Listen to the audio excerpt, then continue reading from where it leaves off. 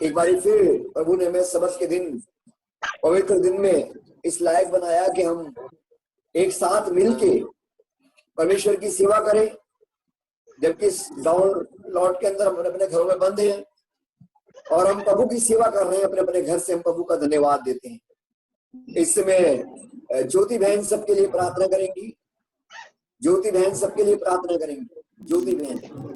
Hallelujah, hallelujah, praise the Lord, praise the Lord, thank you Jesus, hallelujah, hallelujah।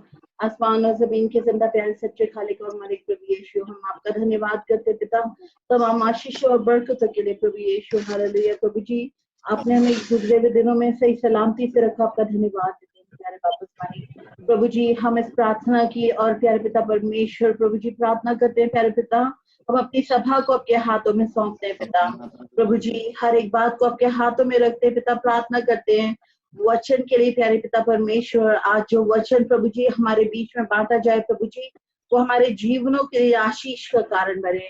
और जितने भी लोग इस वचन को सुने प्रभु जी, ये वचन उनके परिवारों में, उनके जीवनों में कार्य करने वाला बन सके और खुदावन जिंदा सच्ची गवाही बनकर के सामने आए प्यारे पिता।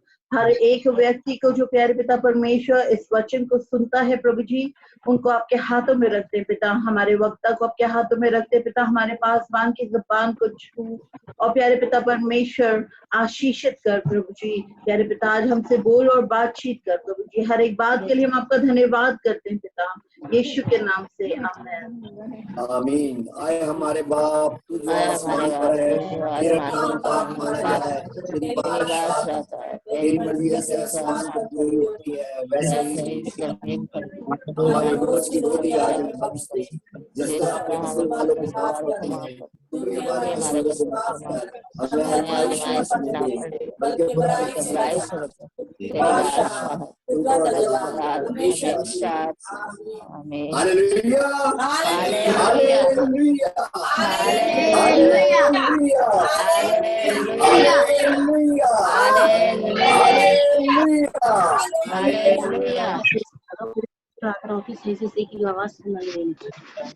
हम प्रभु का धन्यवाद देते हैं और इस समय हम मिलके एक भजन गाएंगे। 22 नंबर गीत, आओ जग के लोग सभी यीशु राजा बुलाता है। हम सब मिलके गाएंगे, आओ जग के लोग सभी यीशु राजा बुलाता है। 22 नंबर। Hallelujah, hallelujah, hallelujah.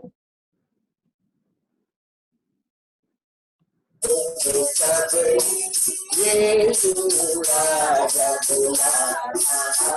सारे तालियां बजाओ। आओ जग के यीशु राजा बुलाता है।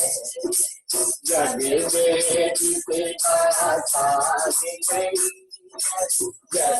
में जिसे आसानी नहीं, जग में जिसे आसानी नहीं, जग में जिसे आसानी नहीं। राज तुम्हें राज तुम्हें यीशु राजा बुलाता है। आओ जग के यीशु राजा बुलाता है। जग में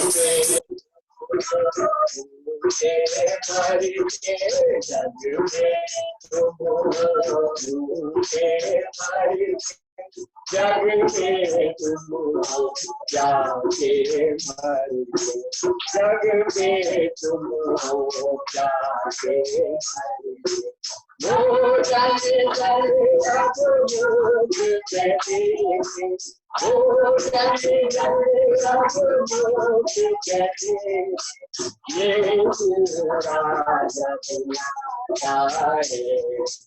आओ जग के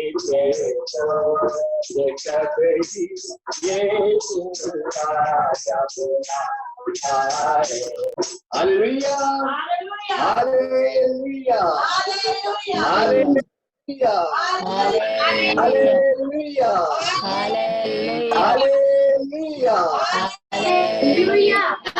प्रभु का धन्यवाद देते हैं और इस समय हम एक गवाही सुनेंगे और राजकुमार जी अपनी गवाही देंगे। राजकुमार जी अपनी गवाही देंगे, हम गवाही सुनेंगे। जीवन की गवाही है। भवन में आने से, चर्च में आने से पहले की गवाही है जी। आकाश 7 साल का था।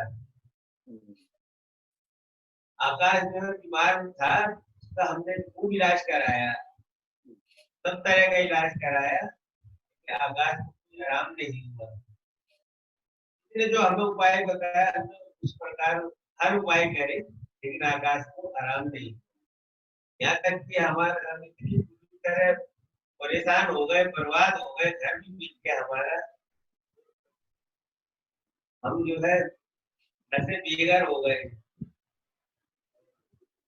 आकाश का हम इलाज कराए, डॉक्टरों ने भी जवाब दे दिया। एक डॉक्टर को दिखाया था, डॉक्टर ने कहा कि अगर मैं जो है ऐसे इलाज हुआ, कोई भी डॉक्टर का इलाज नहीं कर। भाभी चर्च में आती थी, मेरी भाभी ने कहा कि राजकुमार तुमने सब कुछ देख लिया, एक बार मेरे कहने चर्च में जाओ, बात नहीं मानी। 2012 में मैंने अपनी भाभी से कहा चलो आज, तो फिर मेरे को कहा मेरी भाभी ने एक बार फिर राजकुमार चर्च में जाओ। मैंने कहा चलो अब मैं चलूंगा। 2012 में दिसंबर में 2 तारीख में आया चर्च में, एवरलास्टिंग लाइफ चर्च में आया। तब से मैं जो है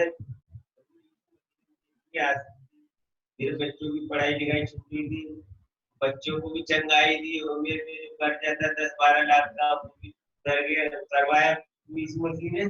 और मुझे इतनी आशीष दी, जितना भी धन्यवाद करूं उतना कम है। मेरे दोनों बच्चों की पढ़ाई छुट्टी हुई थी, आकाश की भी, आकाश की क्लास 8 क्लास में छुट्टी थी, आकाश 3 क्लास में छुट्टी थी। आज इस मसीह ने हमें इतनी आशीष दी, आकाश कॉलेज में जाने लगा, लड़की ने बात कर। इस मसीह का धन्यवाद करता हूँ कि मेरे बच्चों को भी चंगाई दी, मेरे भी कर सारे, और हमें शांति से रख रहा है। इस मसीह का धन्यवाद कर। Hallelujah, hallelujah. प्रभु का धन्यवाद देते हैं सुंदर गवाही के लिए। अगर और भी कोई गवाही देना चाहता है तो इस समय दे सकता है। अगर और भी कोई गवाही देना चाहता है तो इस समय दे सकता है।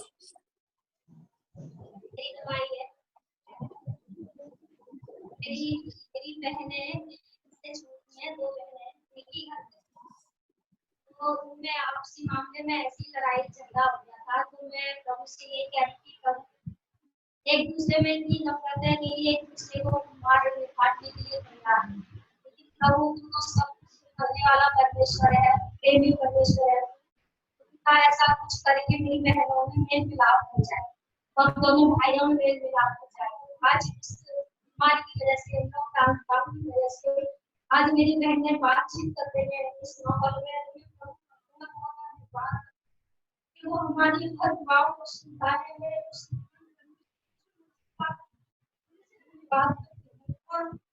बार का दिन हमारे देखा जा रहा था कि ऐसा लग रहा था क्या करें, कैसे करें, लेकिन प्रभु ने इंतजाम किया। सारी बातों के लिए धन्यवाद देते हैं। और इस समय हम प्रभु के वचन को सुनेंगे। आज का वचन जो प्रभु ने मुझे दिया है, आज का वचन जो प्रभु ने मुझे दिया है, प्रभु के वचन को सुनेंगे। आप सबको आवाज आ रही? आप सभी का एवरलास्टिंग लाइफ चर्च में स्वागत है। आज का वचन जो प्रभु ने मुझे दिया है वह आप सबको बड़ी आशीष देगा। आप ध्यान से सुने कि परमेश्वर प्रचारक के द्वारा, उपदेशक के द्वारा आज क्या बातचीत करना चाहता है अपने वचन में से। आप ध्यान से सुनिए। Hallelujah, hallelujah. प्रभु यीशु मसीह जब पृथ्वी पर अपने चेलों के साथ थे और लोगों को स्वर्ग के राज्य के विषय बताते और लोगों की शारीरिक और आत्मिक जरूरतें पूरी कर रहे थे। तब एक जगह यीशु ने अपने चेलों से एक सवाल पूछा। तब एक जगह प्रभु यीशु मसीह ने अपने चेलों से एक सवाल पूछा, और हम देखते हैं मरकुस उसका 8 अध्याय 27 और 28 पद में, मरकुस उसका 8 अध्याय 27 और 28 पद में प्रभु यीशु मसीह ने अपने चेलों से सवाल पूछा कि लोग मेरे विषय में क्या कहते हैं, लोग मुझे क्या कहते हैं। चेलों ने प्रभु यीशु मसीह को जवाब दिया कि कोई यूहन्ना बपतिस्मा देने वाला, कोई एलिया और कोई भविष्यवक्ताओं में से एक। चेलों ने जवाब दिया। यीशु मसीह के विषय में पूरे संसार के कुछ विद्वानों के अलग अलग विचार रहे हैं, कुछ विद्वानों के अलग अलग विचार रहे हैं। बहुत से विद्वानों ने यीशु को एक क्रांतिकारी के रूप में पाया, बहुत से विद्वानों ने उसे एक अच्छा सामाजिक कार्यकर्ता के रूप में ग्रहण किया, बहुत से लोग एक धर्म गुरु या फिर एक अच्छा इंसान के रूप में ग्रहण किया। हम देखते हैं पर उसे मसीहा या परमेश्वर का पुत्र नहीं मानते थे। और आज भी हम देखते हैं वर्तमान के समय में भी लोगों के कुछ ऐसे ही विचार हैं, लोगों के कुछ ऐसे ही विचार हैं। और हम देखते हैं मत्ती की इंजील उसका 16 अध्याय 15 और 16 पद में प्रभु यीशु मसीह ने अपने चेलों से फिर एक बारी पूछा, तुम मेरे विषय में क्या कहते हो, तुम मेरे विषय में क्या कहते हो। पहले उन्होंने सवाल किया कि लोग मेरे विषय में क्या कहते हैं, अब वो कह रहे हैं कि तुम मेरे विषय में क्या कहते हो। प्रभु का वचन बताता है कि पतरस ने उसको जवाब दिया कि तू जीवते परमेश्वर का पुत्र मसीहा है। हम प्रभु का धन्यवाद देते हैं। और लूका की इंजील 3 अध्याय उसके 21 और 22 पद में हम पाते हैं, वहां बपतिस्मे के समय में ये आवाज आती है, तू मेरा प्रिय पुत्र है जिससे मैं प्रसन्न हूं। और आगे हम देखते हैं लूका उसका 9 अध्याय 34 और 35 पद में, जब वो तीनों पहाड़ के ऊपर थे, एलिया, मूसा, प्रभु यीशु और चेले, तो बादल में से ये शब्द निकला, ये मेरा प्रिय पुत्र है, इसकी सुनो। हम प्रभु का धन्यवाद देते हैं। बाइबल बताती है कि वे परमेश्वर का पुत्र है, यीशु परमेश्वर का पुत्र है। और आज हम 2 जगहों से कुछ परमेश्वर के वचनों से देखेंगे कि यीशु परमेश्वर का पुत्र है या परमेश्वर है। आज हम 2 जगहों से इस बात को सीखेंगे, कुछ वचनों के द्वारा, और 2 जगहों से हम सीखेंगे कि यीशु परमेश्वर का पुत्र है या परमेश्वर है। Hallelujah, hallelujah. कई बार हमने ये वचन परमेश्वर के पवित्र दासों के द्वारा सुना है, और परमेश्वर ने मुझे भी अपने पवित्र आत्मा के अभिषेक में एक नए विजन के साथ इस वचन को दिया कि मैं आप तक पहुंचाऊं इस वचन को। प्रभु का धन्यवाद देता हूं। और हम देखते हैं कि वो कैसे हमें बादलों पर परमेश्वर के पास पहुंचा देगा। आज के संदेश का जो शीर्षक है, वो है मेघ हो या बादल। मेघ हो या बादल आज के संदेश का शीर्षक है। और हम देखते हैं भजन संहिता 29 के 3 के अंदर, अब आप ध्यान से सुने परमेश्वर के वचन को, है ना। यहां लिखा हुआ है, यहोवा की वाणी मेघों के ऊपर सुनाई पड़ती है, प्रतापी ईश्वर गरजता है, यहोवा घने मेघों के ऊपर रहता है। यहोवा की वाणी मेघों के ऊपर सुनाई पड़ती है, प्रतापी ईश्वर गरजता है, यहोवा घने मेघों के ऊपर रहता है। जैसे मैंने बताया, आज हम दो जगहों से यीशु के परमेश्वर तरफ को देखेंगे और हम देखते हैं उत्पत्ति उसका 1 अध्याय 1 और 2 पद में हम जब पाते हैं, उत्पत्ति 1 अध्याय उसका 1 और 2 पद में हम पाते हैं, आदि में परमेश्वर ने आकाश और पृथ्वी की सृष्टि की। पृथ्वी बेडौल और सुनसान पड़ी थी और गहरे जल के ऊपर अंधियारा था तथा परमेश्वर का आत्मा जल के ऊपर मंडलाता था। परमेश्वर का आत्मा जल के ऊपर मंडलाता था। हालेलुया। एक शायर ने क्या खूब इसके ऊपर लिखा है, एक शायर ने क्या खूब लिखा है, एक रूप की जुम्बिश अब तक से थी, पहला था अंधेरा पानी में और दुनिया के बनाने से पहले खुद रहता खुदा था पानी में। हालेलुया। और हम देखते हैं भजन संहिता 24 का 1 और 2 पद में यहां हम पाते हैं, भजन संहिता 24 और 1 और 2 पद के अंदर हम पाते हैं, पृथ्वी और जो कुछ उसमें है यहोवा ही का है, जगत और उसके निवास करने वाले भी। जो कुछ हम देखते हैं पृथ्वी पर वो सब परमेश्वर ने उसकी सृष्टि करी है और सब यहोवा का ही है। और उसी परमेश्वर का पुत्र यीशु है, और उसी परमेश्वर का पुत्र कौन है? यीशु है। हालेलुया। और हम देखते हैं प्रभु यीशु मसीह पृथ्वी पर परमेश्वर के पुत्र के रूप में मनुष्यों के का शारीरिक और आत्मिक उद्धार कर रहे हैं। Hallelujah, hallelujah, hallelujah. हम प्रभु का धन्यवाद देते हैं इस बात के लिए। और हम मेन उसके ऊपर आ रहे हैं जो मैंने बताया कि 2 जगहों से हम सीखेंगे, 2 जगहों से हम सीखेंगे। मरकुस उसका चौथा अध्याय 35 से लेके 41 पद में क्या लिखा हुआ है।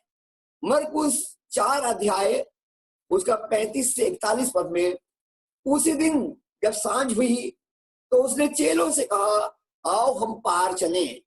और वह भीड़ को छोड़कर जैसा वह था वैसा ही उसे नाव पर साथ ले चले, और उसके साथ और भी नावें थी। तब बड़ी आंधी आई और लहरें नाव पर यहां तक लगी कि वे पानी से भरी जाती थी। पर वे आप अर्थात प्रभु यीशु पिछले भाग में गद्दी पर सो रहा था। तब उन्होंने उसे जगाकर उससे कहा, हे गुरु, क्या तुझे चिंता नहीं कि हम नष्ट हुए जाते हैं? तब उसने उठकर आंधी को डांटा और पानी से कहा, शांत हो जा, शांत हो जा। Hallelujah, hallelujah. और आंधी थम गई और बड़ा चैन हो गया। और उसने उनसे कहा, तुम क्यों डरते हो? क्या तुम्हें अब तक विश्वास नहीं? हालेलुया। और जब समुद्र पर तूफान आते हैं तो बड़ा खतरनाक आवाजें होती है।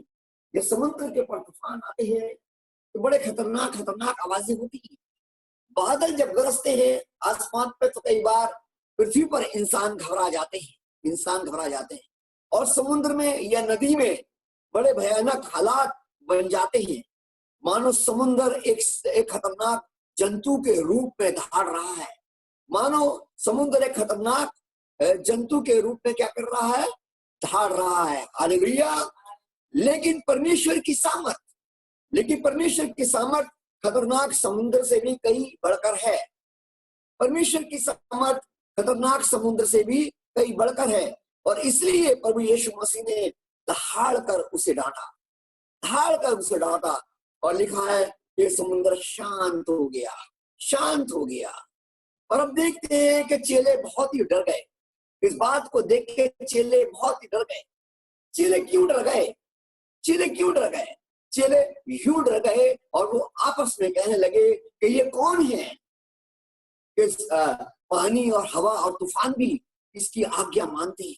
ये कौन है जो पानी तूफान भी इसकी आज्ञाओं को मानते हैं? चेले बहुत डर गए। हालेलुया। हम प्रभु का धन्यवाद देते हैं इस बातों के लिए। और हम पाते हैं भजन संहिता 77 के 16 में उस आयतों से हम इसको देखेंगे, कुछ वचनों से हम देख रहे हैं इस वचन को। भजन संहिता 77 के 16 में लिखा हुआ है, हे परमेश्वर, समुद्र ने तुझे देखा, समुद्र तुझे देखकर डर गया, गहरा सागर भी कांप उठा। समुद्र तुझे देख कर डर गया, भजन संहिता 77 का 16। समुद्र तुझे देख कर डर गया और गहरा सागर भी कांप उठा। और हम देखते हैं भजन संहिता 89 के 9 के अंदर, भजन संहिता 89 के 9 के अंदर, समुद्र के गर्भ को तू ही तोड़ता है, जब उसके तरंग उठते हैं तब तू उनको शांत कर देता है। समुद्र के गर्भ को तू ही तोड़ता है, जब उसके तरंग उठते हैं तब तू उनको क्या कर देता है, शांत कर देता है। Hallelujah, hallelujah, hallelujah. भजन संहिता 77 के 18 में लिखा हुआ है, बवंडर में तेरे गरजने का शब्द सुन पड़ता है। भजन संहिता 77 यानी कि 77 का 18 में लिखा हुआ है, बवंडर में तेरे गरजने का शब्द सुन पड़ता है। हालेलुया।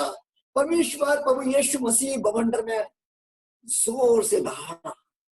जब हम किसी को डांटते हैं तो प्यार से नहीं डांटते हैं कि चुप, जोर से डांटते हैं। जब अपने बच्चों को या किसी को डांटते हैं, प्रभु यीशु मसीह ने जोर से दहाड़ कर बवंडर को शांत कराया। हम प्रभु का धन्यवाद देते हैं और हम देखते हैं और पाते हैं परमेश्वर तरफ जो है यीशु में यहाँ पे नजर आता है। परमेश्वर तरफ यीशु में यहाँ पे नजर आता है। हम प्रभु का धन्यवाद देते हैं।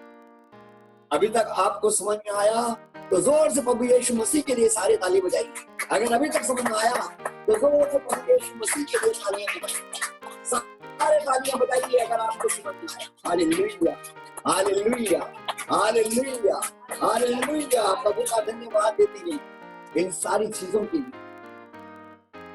और हमने पहली जगह से देखा यीशु के परमेश्वर तरफ को। अब हम दूसरी जगह से इसको देखेंगे और कुछ वचनों से हम इसको वो करेंगे। मत्ती की इंजील उसका 14वां अध्याय, मत्ती की इंजील 14वां अध्याय 22 से 29 पद के अंदर हम देखेंगे। यहाँ दूसरी जगह अब हम देख रहे हैं। पहली जगह हमने पहले देख लिया, अब दूसरी जगह देख रहे हैं। मत्ती की इंजील 14 अध्याय 22 से 29 पद में, तब उसने अपने चेलों को नाव पर चढ़ने के लिए विवश किया कि वे उससे पहले पार चले जाएं, जब तक वे लोगों को विदा करे। वह लोगों को विदा करके प्रार्थना करने वो पहाड़ पर अलग चला गया और सांझ को वह वहां अकेले था। उस समय नाव झील के बीच लहरों से डगमगा रही थी, क्योंकि हवा सामने की थी। और ये रात के चौथे पहर झील पे चलते हुए उनके पास आया। चेले उसको झील पर चलते हुए देखकर घबरा गए और कहने लगे ये भूत है। कि उस जमाने में ऐसा माना जाता था कि नदी के ऊपर, नदी के अंदर या समुद्र में दुष्ट आत्माओं का वास है, दुष्ट आत्माओं का वास है। इसलिए चेले क्या हुए, बहुत ही घबरा गए। तब यीशु ने उनसे बात की और कहा, ढांढस बांधो, डरो मत, ढांढस बांधो, डरो मत, मैं हूं। प्रभु यीशु मसीह ने उनसे कहा। पतरस ने उसको उत्तर दिया, हे प्रभु, यदि तू ही है तो मुझे पानी पर चल के आने की आज्ञा दे। प्रभु यीशु मसीह ने कहा कि आ। और हम देखते हैं कि पतरस पानी पे कैसे चलता है। Hallelujah, hallelujah. अय्यूब की पुस्तक उसका 9 अध्याय और 8 पद में हम पाते हैं।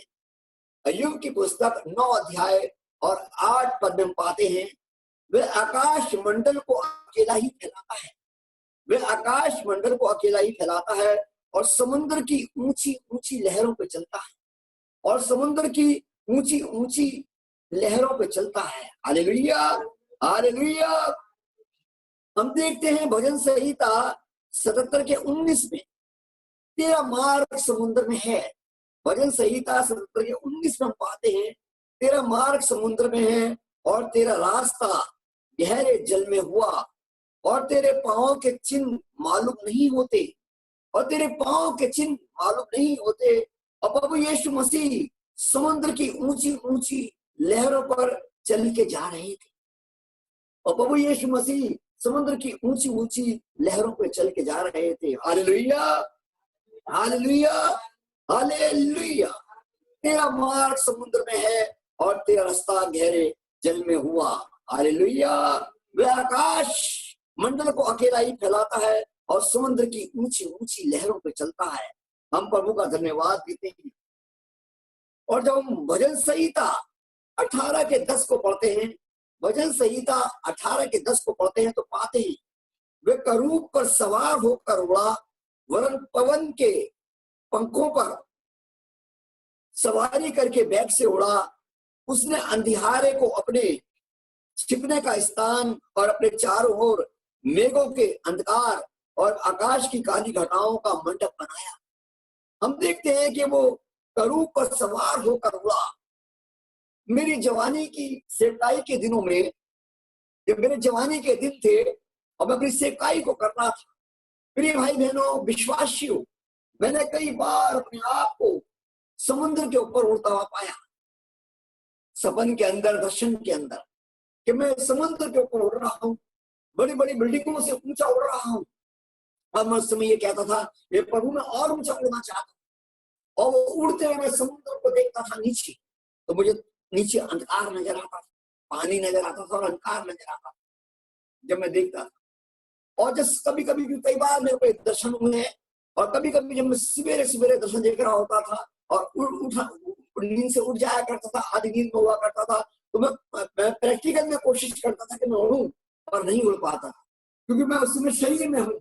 लेकिन जब मैं जब उड़ रहा था तो मैं आत्मा में उड़ रहा था, हवा के अंदर उड़ रहा था, और शरीर के अंदर में चरपाई पे लगा हुआ। मैं प्रभु का धन्यवाद देता हूँ। और हम देखते हैं परमेश्वर ने अपने पुत्र को, आगे हम देखते हैं कि प्रभु यीशु मसीह ने क्रूस के ऊपर हमारे लिए अपनी जान दी, और परमेश्वर ने अपने पुत्र को, अपने इकलौते पुत्र को 30 दिन मुर्दों से जिंदा किया। और हम जब बाइबल पढ़ते हैं तो पाते हैं कि 30 दिन मुर्दों में से छूटने के बाद प्रभु यीशु 40 दिन तक अपने चेलों को शिक्षाएं देता रहा। और जब उनका अपने पिता के पास जाने का समय आया, अर्थात स्वर्गलोक पर जाने का समय आया, तो हम देखते हैं क्या लिखा हुआ है। अब हम देखेंगे पहले तो उसका 1 अध्याय 9 से लेकर 11 पद में, पहले तो 1 अध्याय 9 से 11 पद में क्या लिखा हुआ है। ये कहकर वे अपने देखते देखते ऊपर उठा लिया गया, और बादल ने उसे उसकी आंखों से छिपा लिया। किसने छिपा लिया? बादल ने छिपा लिया, बादलों ने छिपा लिया। उसके जाते समय जब वे आकाश की ओर ताक रहे थे, तो देखो 2 पुरुष श्वेत वस्त्र पहने हुए उसके पास आ खड़े हुए और उनसे कहा, हे गलीली पुरुषों, तुम क्या खड़े हुए आकाश की ओर देख रहे हो? ये यीशु जो तुम्हारे पास से स्वर्ग पर उठा लिया गया है, जिस रीति से ये तुमने उसे स्वर्ग पर जाते समय देखा है, उसी रीति से वह फिर आएगा। उसी रीति से वो क्या करेगा? फिर आएगा। Hallelujah, hallelujah. कैसे आएगा? बादलों के ऊपर आएगा। कैसे आएगा? बादलों के ऊपर आएगा। Hallelujah, hallelujah. प्रभु यीशु बादलों के ऊपर आएगा। अब सिर्फ मैं आपको बताना चाहता हूँ प्रिय भाई बहनों विश्वासियों, सिर्फ प्रभु यीशु के अलावा कोई और पृथ्वी पर नहीं आएगा, कोई और नहीं आएगा, कोई और पृथ्वी पर नहीं आएगा, सिर्फ प्रभु यीशु मसीह आएगा, बादलों के ऊपर आएगा। हाँ, एक मिरेकल और होगा। आखिरी चेतावनी जो परमेश्वर दे रहे होंगे संसार के लोगों को, मनुष्यों को, तब एलिया और हनूक पृथ्वी के बीचों बीच, पृथ्वी की नाभि के ऊपर वो एक बार फिर आएंगे आखिरी चेतावनी देने के लिए मनुष्यों को। लेकिन प्रभु यीशु के अलावा मनुष्य का उद्धार करने के लिए और कोई नहीं आएगा। Hallelujah, hallelujah.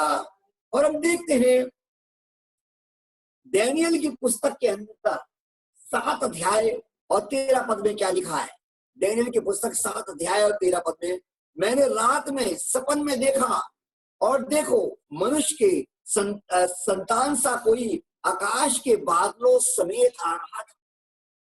मैंने सपन में देखा और देखो मनुष्य की संतान सा कोई आकाश के बादलों समेत आ रहा। हालेलुया। डैनियल यहाँ पर एक दर्शन देख रहा है। हालेलुया। और हम देखते हैं दाऊद इस विषय में क्या कहता है, बादलों के विषय में दाऊद क्या कहता है।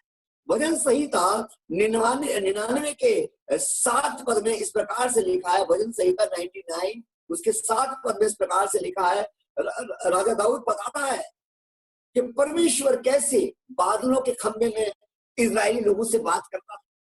बादल के खंभे में होके वो इजरायली लोगों से बात करता था। और हम देखते हैं निर्गमन की पुस्तक उसका 19 अध्याय और 9 पद को जब हम देखते हैं, निर्गमन की पुस्तक उसका 19 अध्याय और 9 पद में हम पाते हैं, तो यहोवा ने मूसा से कहा, सुन मैं बादल के अंधियारे में होकर तेरे पास आता हूं, इसलिए जब मैं तुझसे बातें करूं तब वह लोग सुने और सदा तुझ पर विश्वास करें। परमेश्वर यहाँ बादल के खंभे में होके लोगों से, इजराइल लोगों से बातचीत कर रहा है। Hallelujah, hallelujah, hallelujah. और हम देखते हैं जब बाइबल को पढ़ते हैं तो पाते हैं प्रकाशित वाक्य की पुस्तक उसका 1 अध्याय और 7 पद में, प्रकाशित वाक्य 1 अध्याय और 7 पद में पाते हैं, देखो वे बादलों पर अर्थात मेघों पर, वे बादलों पर अर्थात मेघों के साथ आने वाला है और हर एक आंख उसे देखेगी, वरन जिन्होंने उसे वेदा था वे भी उसे देखेंगे और पृथ्वी के सारे कुल उसके कारण छाती पीटेंगे। पृथ्वी के सारे कुल के लोग उसके कारण क्या करेंगे? छाती पीटेंगे। Hallelujah, hallelujah. प्रभु यीशु मसीह जब पृथ्वी पे थे तो उन्होंने स्नान लोगों को बताया कि उस बड़े कलेश के बाद, अंत के दिनों के बाद जो बड़े कलेश होंगे और अंत के जो दिन चल रहे हैं, जैसे अभी हम बड़े कलेश से गुजर रहे हैं, अभी हम कलेश के अंदर, उस बड़े कलेश के बाद, अंत के समय के अंदर है, उस कलेश के बाद प्रभु यीशु मसीह ने यह बताया। मत्ती 24 अध्याय उसका 29 से 31 पद, मत्ती 24 24 29 31 में क्या लिखा है? तब मनुष्य के पुत्र का चिन्ह आकाश में दिखाई देगा। प्रभु यीशु मसीह क्या कह रहे हैं? तब मनुष्य के पुत्र का चिन्ह आकाश में दिखाई देगा और तब पृथ्वी के सब कुलों के लोग छाती पीटेंगे और मनुष्य के पुत्र को बड़ी सामर्थ और ऐश्वर्य के साथ आकाश के बादलों पर अर्थात मेघों पर, आकाश के बादलों पर आते हुए देखेंगे। वह तुरही के बड़े शब्द के साथ अपने दूतों को भेजेगा और वे आकाश के इस छोर से उस छोर तक चारों दिशाओं से उसके चुनावों को इकट्ठा करें। अब यीशु मसीह बताते हैं कि प्रधान दूत का शब्द होगा, वो आकाश के इस छोर से उस छोर तक लोगों को इकट्ठा करेंगे। क्यों इकट्ठा करेंगे? सवाल ये आता है, क्यों इकट्ठा करेंगे? ये कौन लोग होंगे? वे कौन लोग होंगे जिनको ये प्रधान दूत, स्वर्गदूत इकट्ठा करेंगे पृथ्वी के इस छोर से उस छोर तक? ये वो लोग होंगे प्रिय भाई बहनों, ये वो लोग होंगे जिन्होंने परमेश्वर के पुत्र प्रभु यीशु मसीह पे विश्वास किया, जिन्होंने ये माना कि प्रभु यीशु मसीह परमेश्वर का पुत्र है। ये वो लोग होंगे जिन्होंने प्रभु यीशु मसीह की आज्ञाओं को माना, उन पर विश्वास किया। वचन बताता है, प्रभु यीशु मसीह बताते हैं कि वो इस छोर से उस छोर तक अपने चुने हुओं को इकट्ठा करेंगे। Hallelujah, hallelujah, hallelujah. अब सवाल आता है कि वो क्यों इकट्ठा करेंगे? बादलों पर आ रहे हैं, अपने लोग इकट्ठा करेंगे, स्वर्गदूत उनके साथ हैं, प्रधान स्वर्गदूत उनके साथ हैं और वो पृथ्वी पर आ रहे हैं। पर क्यों आ रहे हैं? क्यों इकट्ठा करेंगे? इसका जवाब हम पाते हैं पहला थिस्सलुनीकियों उसका 4 अध्याय 16 और 17 पद में इसका जवाब पाते हैं। ये भाई बहनों और विश्वासियों, पहला थिस्सलुनीकियों 4 अध्याय 16 और 17 पद में हम इसको पाते हैं। क्योंकि प्रभु आप ही स्वर्ग से उतरेगा, क्योंकि प्रभु परमेश्वर आप ही स्वर्ग से उतरेगा।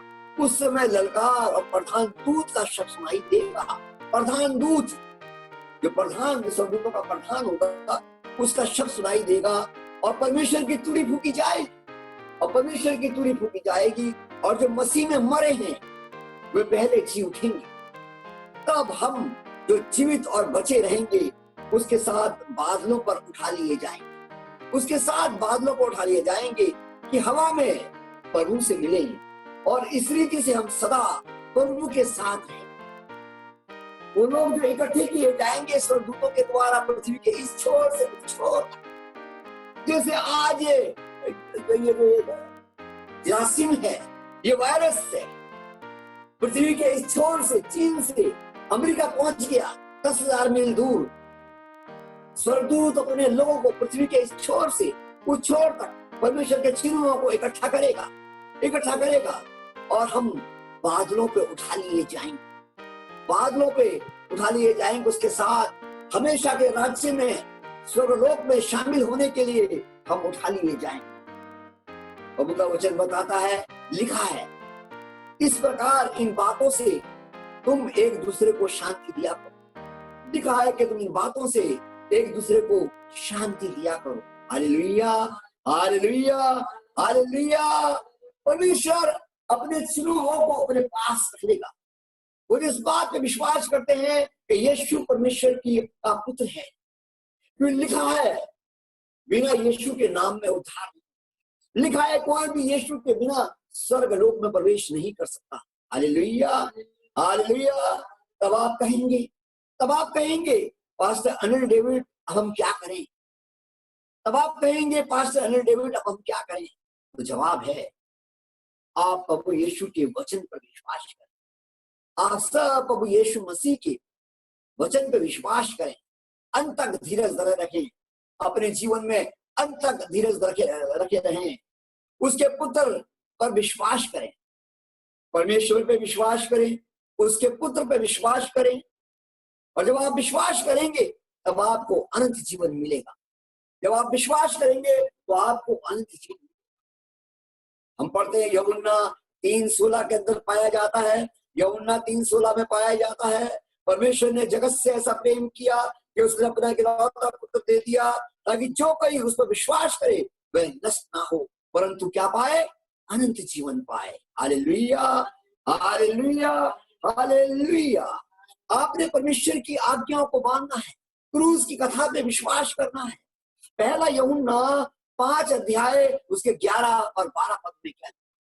पहला यूहन्ना, फर्स्ट यूहन्ना 5 अध्याय 11-12 पद में क्या लिखा है? हम ध्यान से सुनेंगे। पहला यूहन्ना, जिसके पास पुत्र है, जिसके पास पुत्र है उसके पास जीवन है, जिसके पास पुत्र है उसके पास जीवन है, और जिसके पास पुत्र नहीं उसके पास जीवन भी नहीं। हालेलुया।